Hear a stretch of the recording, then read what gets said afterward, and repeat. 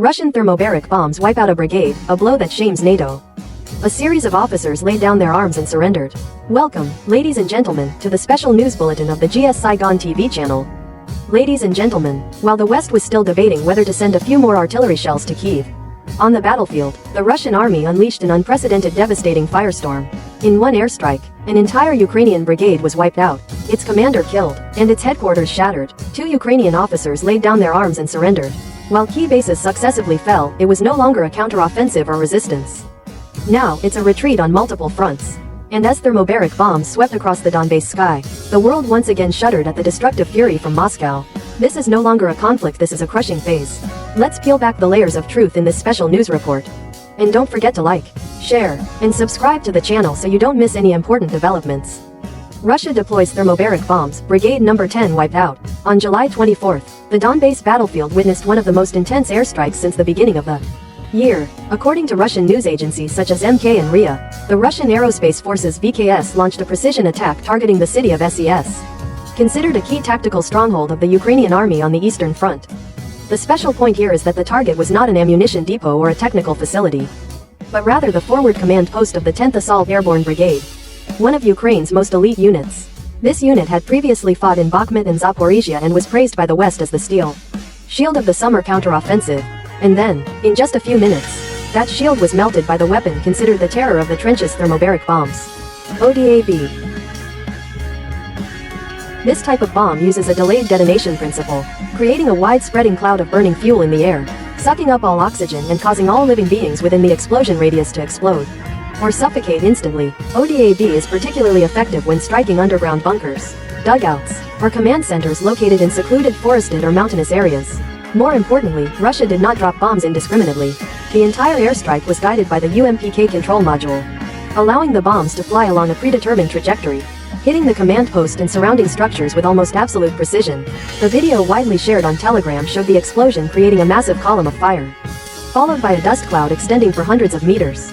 The entire command post was completely flattened, leaving only twisted steel frames and black burn marks on the ground. According to sources from the battlefield, all officers and soldiers of the 10th Brigade present at that time were killed. No one survived. In military observation circles, this is called a one-shot blow, not only annihilating a brigade but also collapsing the entire regional operational system. The reality shows that Russia not only strikes hard but also hits the vital points with devastatingly precise firepower, a clear warning signal that the game has entered a no-quarter phase. UMPB-5 enters the fray, Kharkiv shakes. Less than a few hours after dropping thermobaric bombs on SES city, the Russian Air Force continued to cause a stir by using a new type of weapon for the first time. UMPB-5, a long-range guided bomb recently developed to strike the city of Kharkiv. The airstrike injured at least 33 people, including many engineers and technical staff from military facilities. Buildings partially collapsed and the shockwave spread nearly a kilometer. Some sources from Ukraine admitted that the attack caused severe damage to the industrial and defense infrastructure in the area. What particularly caught observers' attention was the strategic nature of the weapon used. UMPB-5 is a smart glide bomb, launched from a Kasuba-14 combat aircraft at high altitude, from a distance of over 100 kilometers. Unlike traditional bombs that require flying close to the target, UMPB-5 allows Russian aircraft to strike deep within Ukrainian territory without entering air defense zones, integrated with a module for programming flight paths and adjusting target coordinates in real time. UMPB-5 is the surgical knife of the Russian Air Force, delivering maximum effectiveness with minimal risk. The deployment of this type of bomb immediately after thermobaric ODAB attacks indicates that Russia is accelerating its strategy of attacking with smart weapons instead of attrition artillery. Shelling as before, Ukrainian officers surrender, Russia controls Sumy. In its updated report on July 25th, the Russian Ministry of Defense announced that its troops had gained control of 5 strategic areas in the Sumy and Donetsk regions after a series of simultaneous offensive operations involving infantry, artillery, and air forces. These were heavily defended areas by Ukraine, once serving as strongholds for spring counter-offensives. However, what shocked public opinion more than the lost territory was the event of 2 mid-level Ukrainian officers voluntarily surrendering, handing over their weapons and providing information to the Russian side. Russian military media emphasized that this was not a capture but a voluntary surrender, a signal indicating that the morale of a segment of the Ukrainian army is at an alarming low. Damage statistics from the Russian side indicate that within 1 week, nearly 6,000 Ukrainian soldiers were put out of action, including over 1,600 on the Western Front alone. In addition to personnel, Russia also claimed to have destroyed dozens of tanks, armored vehicles, radar systems, and mobile command posts, equipment originally supplied by the West.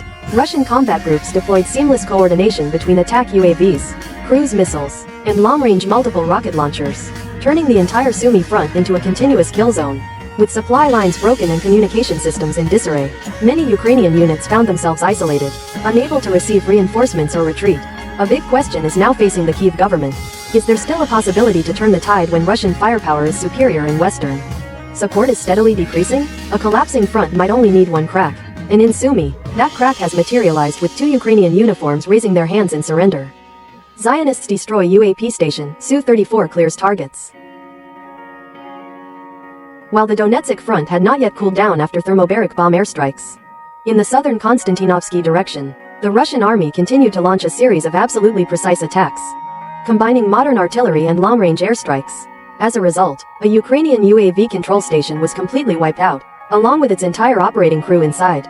The opening strike was carried out by the 2S4 Tyalpin self-propelled mortar, a new generation of artillery specifically designed for counter-battery missions and destroying fixed targets from a distance. With a range of over 30 m and equipped with an automatic targeting and navigation system, the 2S4 Tyalpin does not need direct contact with the front line, yet can hit targets hidden deep in forests. Amidst complex terrain, battlefield sources reported that after a Russian reconnaissance UAV detected a Ukrainian UAV control station, camouflaged within a dense forest belt, the coordinate data was transmitted to the artillery center.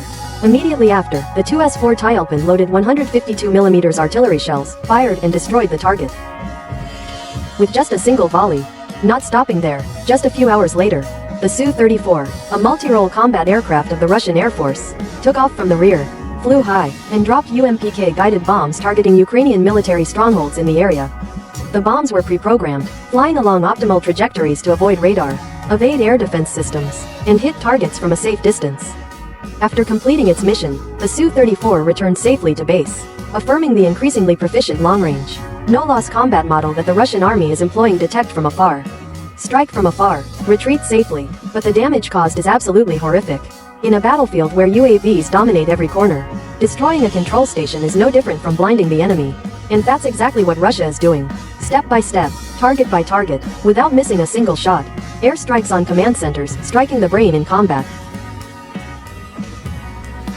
If artillery is the fist, then command is the brain.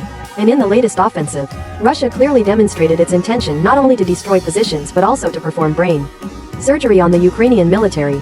Specifically, one of the most shocking strikes last week was the precise airstrike on the city of Konotop, where a high-level meeting of Ukrainian officers and some special personnel was confirmed to be taking place. According to MK News Agency and Beta Channel, the attack was carried out using cruise missiles and kamikaze UAVs targeting a building that was formerly the headquarters of the Ukrainian Ministry of Internal Affairs. This was believed to be the temporary gathering point for the Southern Operational Command. Notably, many pro-Russian sources asserted that among those present at the meeting were foreign officers from French Special Forces. If this information is accurate, then this is proof that NATO's presence in Ukraine is deeper than they admit.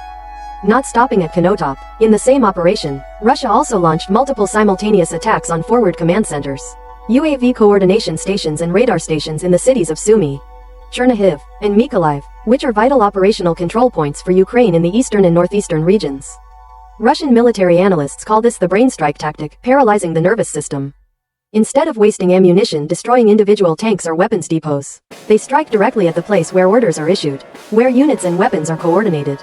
Once the command network is neutralized, Ukrainian units, even with full firepower, will lose direction, fall out of sync, and experience operational chaos. Russia captures strategic village, cuts off Ukrainian logistics. Russia's summer campaign continues to make significant progress as its army gained full control of the village of Novoekonomikoy in the Donetsk region, a small but strategically extremely important settlement.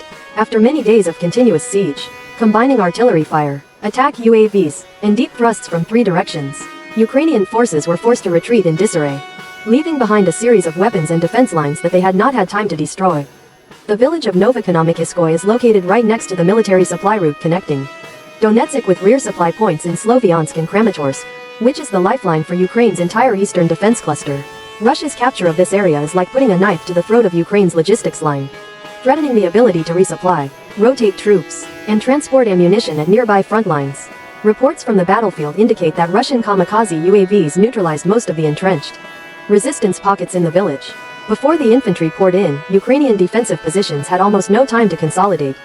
Due to continuous attacks from multiple directions by rocket artillery, FPV UAVs, and precision artillery shells, the loss of control over Novo-Konomacheskoye forced the Ukrainian army to narrow its defensive lines, exposing the northern flanks of key towns such as Torres, Rubizhna, and Pokrovsk. More notably, Ukrainian commanders assessed Donetsk as the last broad barrier, an intermediate defensive zone before Russia advances deeper into the east, towards Sloviansk and the core Kharkiv region, a small village but a vital link in Ukraine's defense chain. And now, that link has fallen into Moscow's hands, collapsing infrastructure. Ukraine weakens across the entire front. After 3 consecutive days of large-scale airstrikes, Russia announced a series of shocking statistics, showing that the current offensive is no longer about isolated target strikes, but a systematic general assault aimed at Ukraine's entire military and command infrastructure. According to the Russian Ministry of Defense, in just 72 hours, Russian forces inflicted casualties on over 4,000 Ukrainian soldiers, completely eliminating several key combat units in Donetsk and Zaporizhia, destroying dozens of armored vehicles, self-propelled artillery, radars, and UAVs, including modern Western-supplied equipment such as HIMARS and M109. Destroying many ammunition depots, communication centers, forward command posts, and logistics gathering points, severely disrupting Ukraine's coordination and supply capabilities. In this series of attacks, Lancet kamikaze UAVs and long-range attack variants played a central role. Specifically, in the Seversk and Zaporizhia areas, Russian UAVs destroyed a Bradley infantry fighting vehicle along with a UAV assembly station using imported components from Turkey. Some foreign engineers present at the scene were reportedly injured in the explosion, but this has not been confirmed by the Ukrainian side. Most notably were the 3 consecutive waves of attacks targeting the city of Kryvyi Rih, also known as Krivoy Rog, a place rarely on the list of previously targeted airstrikes. According to revelations from some Russian intelligence sources, this area might be concealing an undetected underground command center, where many high-ranking officers, UAV technology engineers, and even international advisors assisting Ukraine in battlefield coordination are concentrated. If this information is accurate, then Russia is pursuing a strategy of striking at vital points, not only to destroy material assets but also to paralyze Ukraine's military operational nervous system. It is not excluded that the campaign targeting Kryvyi Rih is the result of months of intelligence gathering, with the goal of directly hitting an undetected command center. Military experts believe that Russia's shift from attrition warfare to precision strikes using a technological and information pincer model indicates that the conflict is entering a phase of dismantling the operational structure of the Ukrainian army, a strategy that could determine the battlefield situation in the coming months. Ladies and gentlemen, what is happening shows that the Ukrainian battlefield is entering a new phase of escalation, where deep and dangerous precision strikes are gradually exhausting Kyiv's resistance. Without clear and urgent intervention from the West, the risk of Ukraine's front lines collapsing in the next few months is entirely possible, sparking a wave of protests. EU budget is not a war fund for Ukraine. As soon as the European Commission unveiled its draft budget exceeding €2 trillion, an undercurrent of discontent immediately surged across European capitals. A series of countries, from east to west, from north to central Europe, simultaneously protested, and the most repeated slogan was "This is not Ukraine's budget." Hungary was the most vehement in its reaction. Prime Minister Viktor Orban, known for his tough, sharp stance, declared, "The European Union is turning its loyal budget into a private purse for Kyiv." According to him, the excessive prioritization of Ukraine is eroding public trust in Brussels. Germany, Europe's economic powerhouse, also showed no deference. Berlin frankly rejected the new spending plan, stating, "We cannot accept budget expansion while individual member states are tightening their belts to stabilize their finances." The Netherlands sarcastically remarked, "Money doesn't grow on trees." Meanwhile, Austria called this proposal fanciful and detached from reality. Sweden, Finland, Denmark, the frugal group of nations also unanimously declared that no country wanted to spend another cent. The opposition is no longer isolated but has formed a fiscal front within the EU, where rational countries are seeking to resist an increasingly skewed budget flow, where almost every large and small sum is poured into Ukraine. From weapons aid, humanitarian relief to paying soldiers' salaries, the list of demands from Kyiv is growing longer, while Europe's patience is running out. And now, people are not just asking, does Ukraine need money, but also, when will the EU stop? Ukraine defaults, no money means no payment, a masterclass in navigating a credit crisis. While still begging for more aid from the West, the Kyiv government stunned global financial markets with a blunt declaration: no debt repayment. Specifically, last June, Ukraine refused to pay a bond worth $2.6 billion that had matured, citing, "We don't have the money." This is not a regular debt. It relates to so-called GDP warrants, a mechanism that allows creditors to earn additional profits if the borrowing country's GDP grows by more than 3 per year. And according to official data, Ukraine's GDP in 2023 grew by 5.3, meaning the condition for additional payments to creditors was triggered. But instead of paying as promised, Kyiv retorted, "Do you think 5.3 is a lot? Last year, we had a recession of nearly 30. This is just a small recovery. So what's there to celebrate? A highly specious maneuver, but very typical of a crisis." And this is not just a loss of trust, but also forces international investors to ask a painful question. Should they continue to pour money into a government that might default on its debts at any time? Meanwhile, Kyiv continues to cry for aid, still demanding that NATO allocate 0.25 of its GDP for weapons production, and still pressuring the EU for funds to sustain its military. The financial community is starting to worry if Ukraine is allowed to borrow and then default. Will anyone be brave enough to lend again? And if a country has already defaulted, yet continues to go around begging for money, then the question is no longer whether to help, but whether there's enough sense to keep helping. If there's no money, then NATO pays instead.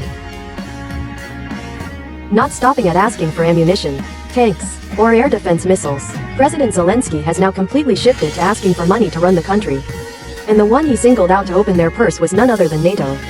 Specifically, in a shocking statement, he proposed that NATO should allocate 0.25 of its annual GDP to produce weapons for Ukraine. But it didn't stop there. At the G7 summit, Zelensky even finalized a figure 40 billion annually, the aid needed for Ukraine to maintain its national budget. Upon hearing this, many experts sighed.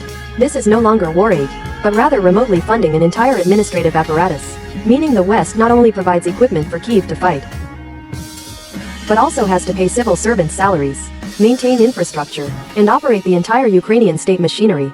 Zelensky also hinted that without money, he would not be able to continue forcing soldiers to fight, a type of statement that analysts had to call out directly.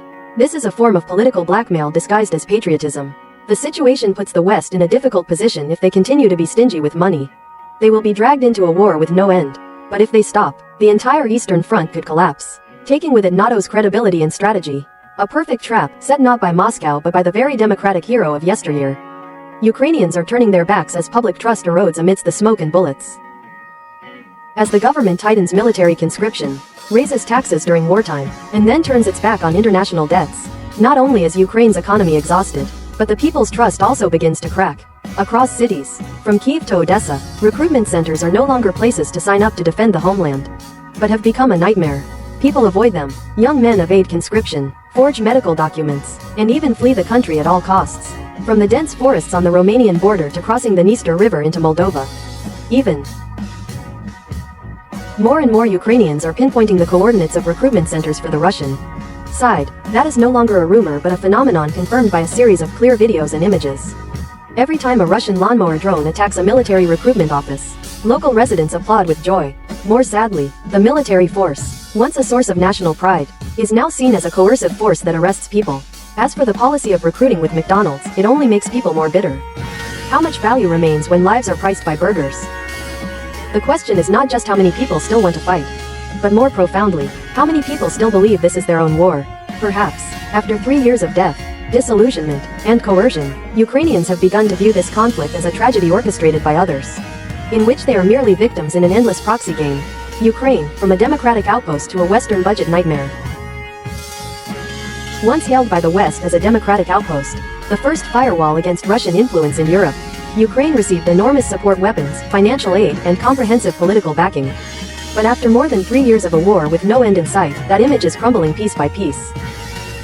When aid requests become increasingly unreasonable, when the government openly declares that if there's no money, there's no need to pay debts, and when society is plunged into chaos due to forced conscription, many Western governments begin to ask themselves, have we bet on the wrong horse? President Volodymyr Zelensky, once the face of an indomitable spirit, is now gradually losing his aura. Not a few Westerners who once supported him are now turning to criticism. An increasingly authoritarian leader, clinging to power, and unable to control domestic society. As for Europe itself, Ukraine is no longer a democratic frontline but a budgetary black hole where billions of euros are sucked in without clear results. An endless war of attrition, where aid money becomes a mandatory obligation rather than an act of solidarity. And what's more frightening, the more the West gets bogged down, the more Ukraine turns into a political and financial burden rather than a strategic ally. From a war for freedom, The conflict in Ukraine is now becoming a financial bargaining chip between Kyiv and Brussels. And it's no surprise that a series of European nations are starting to say no to both weapons and money. Ukrainians don't want to fight, the government has no money, and the West doesn't want to spend more. That could be a sign that an end is near, not through peace talks or victory, but through the exhaustion of all parties. Ukraine, as war drags on, treasury is empty, and people turn their backs.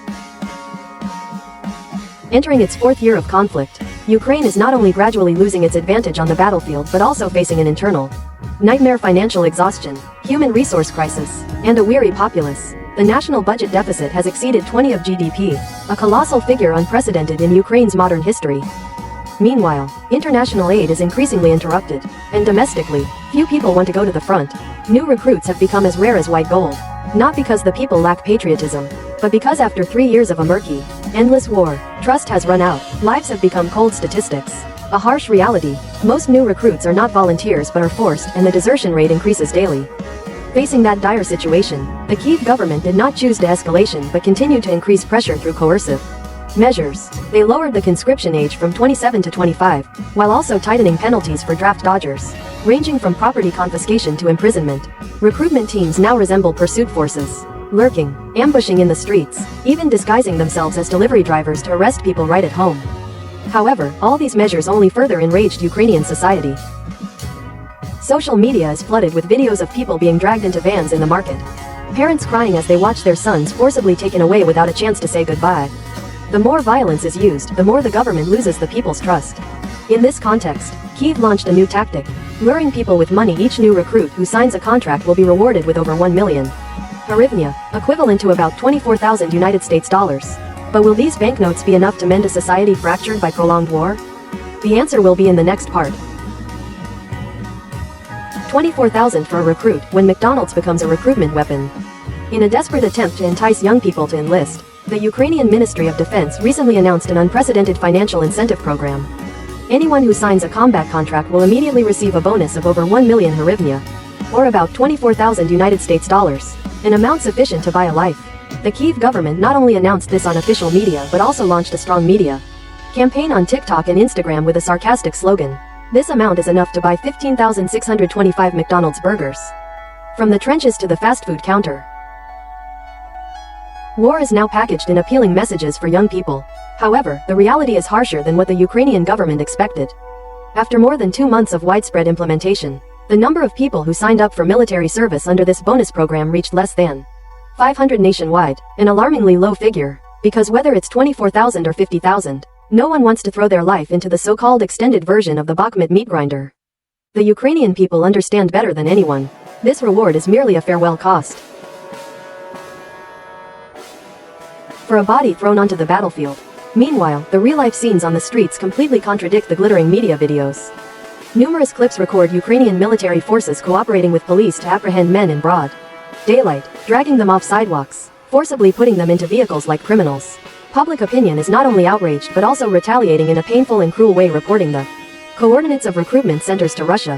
And every time a Russian lawnmower drone swoops down, destroying a military recruitment office, the people applaud with joy, as if bidding farewell to an oppressive force, not an army protecting the homeland. That's when money can no longer buy trust. And when the policy of recruiting with burgers has become a bitter symbol of a war that has lost its way. Time for the EU to pay salaries for Ukraine, a blatant bargain amidst war. With the budget depleted, recruits fleeing, and society in disarray over military conscription, the Kyiv government launched a surprising move that stunned all of Europe. EU countries should pay salaries to Ukrainian soldiers, not weapons aid, not post-war reconstruction, but monthly salaries for soldiers who are holding guns on the battlefield. President Volodymyr Zelensky openly declared that Ukrainian soldiers are the most important weapon to protect European security. Without them, who will stop Russia from advancing into Berlin, Paris, or Warsaw? The statement, at first glance, seemed like a call for solidarity. But upon closer inspection, it was a cleverly disguised ultimatum, a form of coercive bargaining. If you don't pay, we won't fight anymore. Europe, take care of yourselves. After 3 years of conflict, Ukraine has received hundreds of billions of dollars in aid from the US and EU. From weapons and equipment to national budget subsidies. But now, as aid sources begin to dry up, the Kyiv government is shifting the burden directly onto EU taxpayers. Not just with bombs and bullets, but with payrolls too. Notably, this demand comes at a time when the EU is grappling with inflation, soaring energy prices, farmers protesting for relief, and internal budgets being cut. In this context, the proposal to pay salaries for Ukrainian soldiers is nothing short of a slap in the face to European public opinion and voters. 2 trillion euros and the wrath of European farmers. Who has to pay the price for the war in Ukraine? As President Zelensky held out his hand for more aid, a financial bomb had just detonated within Europe itself. The European Commission has proposed a new era budget worth over 2 trillion euros for the next phase, the largest figure in EU history. Of this, approximately 100 billion euros are earmarked for Ukraine's reconstruction, paving the way for Kyiv's EU accession. The problem is, where will the money come from? The answer enraged the entire continent. To compensate for that enormous sum, the EU proposed deep cuts to farmer support, from 387 billion euros down to just 300 billion. In parallel, they also created 3 new types of taxes: e-waste tax, tobacco tax, and a corporate tax on businesses with over 100 million euros in annual revenue. The consequence was not hard to predict: a wave of reactions spread across rural Europe. In Brussels, hundreds of farmers poured into the streets, driving tractors to block roads, overflowing in front of the European Commission headquarters, carrying bright red banners. "We feed the people, why are we being sacrificed for war?" Protesters called the day the proposal was announced Black Wednesday, not only because farmers lost their benefits, but also because the EU was sacrificing rural areas to serve a distant war with no end in sight. A painful question spread across social media: why should farmers in France, Germany, and the Netherlands starve and cut losses so Zelensky can pay his soldiers? For farmers, Ukraine is no longer a symbol of freedom, but a name associated with belt-tightening, rising taxes, and injustice. And if the EU doesn't listen, the anger from the fields could spill into the ballot boxes, threatening the very legitimacy of this union. Internal crisis in Kyiv: Zelensky faces accusations of derailing democracy. Amidst the fierce escalation of conflict in the east and south, Ukraine's internal politics unexpectedly erupted. Instead of unity, the Ukrainian parliament recently stunned public opinion by passing a fiercely controversial bill, granting the president direct control over 2 leading anti-corruption agencies: NABU, the National Anti-Corruption Bureau, and SAPO, the Specialized Anti-Corruption Prosecutor's Office. This is seen as a strong blow to Ukraine's nascent democracy, which was supported by the West as a model for post-Soviet reform. A wave of protests erupted immediately afterward. Thousands of citizens took to the streets in Kyiv, holding up banners accusing the government of undermining the independence of oversight institutions, turning anti-corruption agencies into political tools in the president's hands. Fierce reactions also came from high-level political circles. Former Foreign Minister Dmytro Kuleba called this a dark day for Ukrainian democracy, while Kyiv Mayor Vitaly Klitschko, a longtime opponent of Mr. Zelensky, fiercely declared that the president is destroying all institutions of power. Control. The government is no longer supervised by anyone. Not stopping there, the SBU security agency, directly under the president, unexpectedly raided the headquarters of NABU and SAPO, citing signs of Russian espionage infiltration, and a series of prominent anti-corruption figures were immediately prosecuted. Among them was Vitaly Shabunin, a prominent activist and founder of the Anti-Corruption Action Center, currently serving in the military. Authorities even searched his private residence, causing outrage in the civil society. Shabunin did not hesitate to speak out. Ukraine is rapidly sliding into a hybrid regime. If the government continues to stifle oversight institutions, the risk of internal unrest is inevitable. Half of this country is already on the battlefield, the other half cannot be silenced. The war against Russia may be a priority, but the democratic crisis within Kyiv is now also a smoldering front on the verge of eruption. Trump, Musk at loggerheads, Western aid in jeopardy. The undercurrent did not only rise in Kyiv. In Washington, the conflict between former U.S. President Donald Trump and billionaire Elon Musk is putting U.S. politics and the aid strategy for Ukraine in a dangerously precarious position. Recently, Mr. Trump publicly denied rumors that he was trying to undermine technology companies run by Elon Musk. However, reality shows the opposite. The White House has officially requested a review of all multi-billion-dollar contracts between the U.S. government and 2 of Musk's strategic companies, SpaceX and XI, formerly Ictolite, which have registered numerous agreements to supply military equipment and artificial intelligence to the Department of Defense. The once close relationship between Trump and Musk has now publicly fractured, especially after a series of disputes over the federal budget, tax policy, and government subsidies. At its peak, Musk announced he would form a new political party called the American Party with ambitions to win seats in Congress and fundamentally change the current political system. This move startled Republicans because it could break the fragile majority they hold ahead of the 2026 midterm elections. In Europe, news of the Trump-Musk rift also caused concern among many allies. Because technology corporations run by Musk especially SpaceX, play a crucial role in the system of transporting weapons, satellites, and intelligence information supporting Ukraine. If these contracts are stalled, the Western support campaign for Kyiv will be severely affected. Although Mr. Trump stated that NATO would continue to cover all costs of purchasing weapons for Ukraine, but analysts warn that the rift within the US leadership and the conflict between two powerful individuals like Trump and Musk could completely shake even the most seemingly solid commitments. Donbass suffocates, Russia tightens attrition strategy, Ukraine exhausts by the hour. Russia's encirclement and attrition strategy is gradually showing clear effectiveness in eastern Ukraine, especially in the Donbass region.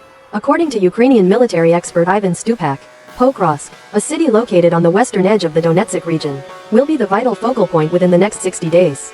Currently, the logistics corridor connecting Pokrovsk with the rest of Ukraine is only 17 kilometers long. And this entire stretch is well within the firing range of Russian artillery and UAVs. This is no longer a transport route but a death road. Stupak warned that if this corridor narrows to 10 kilometers or less, the defense capability will quickly collapse. Pokrovsk could be completely isolated, replaying the tragedy seen in Mariupol. Russia is repeating a proven strategy, continuously striking logistics facilities, relentlessly shelling supply lines, deploying kamikaze UAVs and ammunition depots, and using small reconnaissance teams to penetrate deep, causing disruption within the defensive lines. This is exactly how Russia broke through defenses in Chasiv Yar and Avdiivka. And now Pokrovsk is following that same path. Before the conflict, Pokrovsk had about 60,000 residents. Now, most have left or are living crammed in bomb shelters amidst smoke, bullets, and rubble. The city was once an important logistics hub, a lifeline connecting the western wing of Donetsk with the rest of Ukraine. The current situation is no longer a simple positional war. Russia is actively shifting the entire battlefield to a new phase: attrition, encirclement, and gradually locking down all of Ukraine's vital lifelines. Over 100,000 troops are converging on Pokrovsk, Odessa is being bombed, Krasnoarmeysk is locked down. Meanwhile, Kyiv is plagued by internal strife. The US and Musk are in conflict. NATO provides aid but trust is slowly eroding. Pokrovsk will be a new test. Odessa will be a red line. And Ukraine faces a series of existential questions. How much longer can it hold out? When will the encirclement completely close? And will the West have enough patience to continue this open-ended war? Thanks so much for your time to watching my video.